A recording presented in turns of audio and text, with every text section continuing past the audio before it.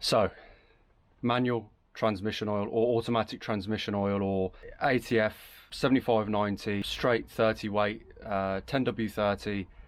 I think it's the biggest minefield I've ever come across on these cars. I've gone online and I'm just trying to search what transmission oil for my M47 gearbox. Honestly, you can't get a straight answer online. Believe me, I've tried. Some people are sure it's this, some people are sure it's that. Even the parts vendors, they'll offer multiple options. I can't get actually any concrete, solid answer.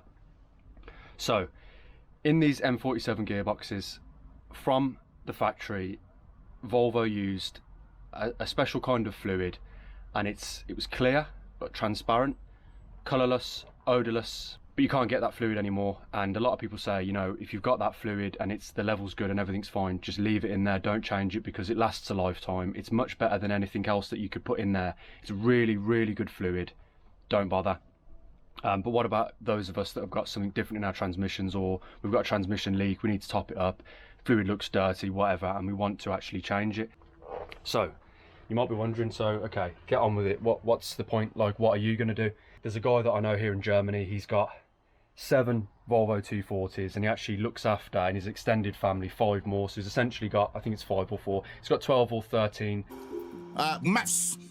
Quick maths. He says ATF, and Scandix lists it as their first and preferred choice, it seems, from what I can see, for the M47 transmission. It's the Toptec 1300, but there's also the 1200, the 1100, different ones, and they're not suitable. It has to be this one for certain reasons. It's only a mineral oil, but yeah, it's automatic transmission fluid, but not Dextron.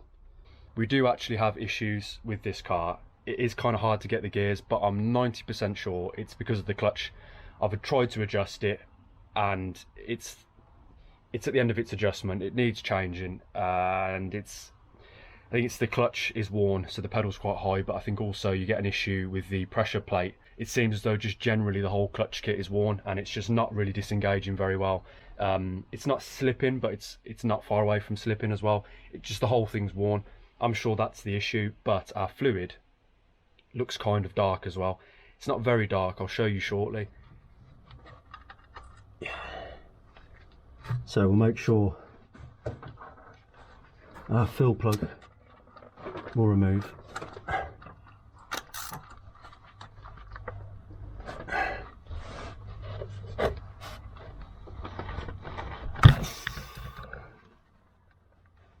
Which it does.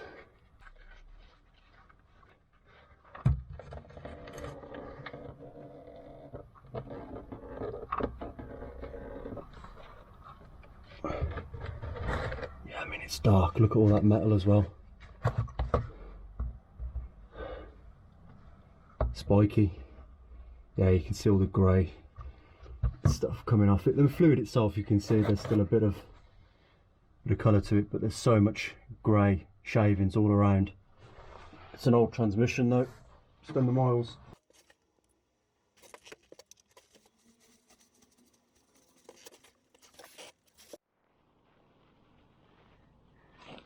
So you can see all the metal on that magnet.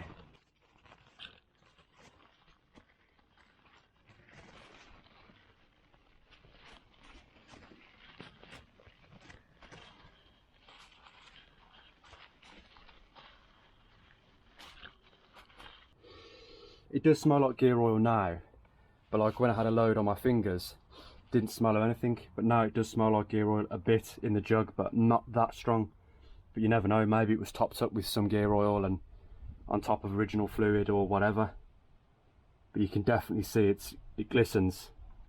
You can see all the, maybe not. You can see all the silver in there, all the metal shavings. It's definitely shiny. Look at that glitter. We actually want to overfill the transmission. It actually needs to be above the level of the fill bung, because that fill bung level was for when it was 4 gears, but they've added the 5th gear at the back, and it's because of it sits slightly above, it doesn't actually get enough oil. So it's okay. Obviously these gearboxes do still last a long time on the, you know, the set level. You know, it's not the end of the world. Don't panic if you're thinking now, oh, I've got to go and overfill my transmission. It's not that bad. but certainly it's not as lubricated as it could be. Fifth gear does suffer a little bit, and fifth gear is what can go wrong with these gearboxes. I've never seen it or had it, but it's just what I've heard can go wrong. So really the thing that you need to do, as I have done here, is jack the car up and have it higher on one side.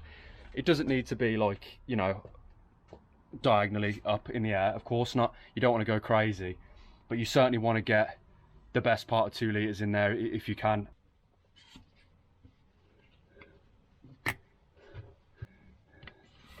I hope I can do this. I hope this bottle's going to help me out to do this. If we squeeze it in. It's a hot day, so the fluid's nice and thin as well, which is good. That's most of that in there.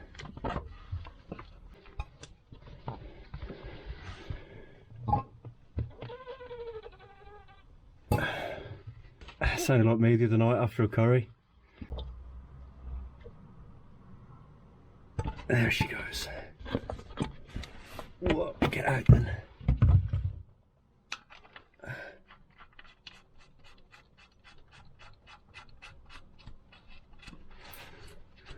Lost about 200 mil on the deck.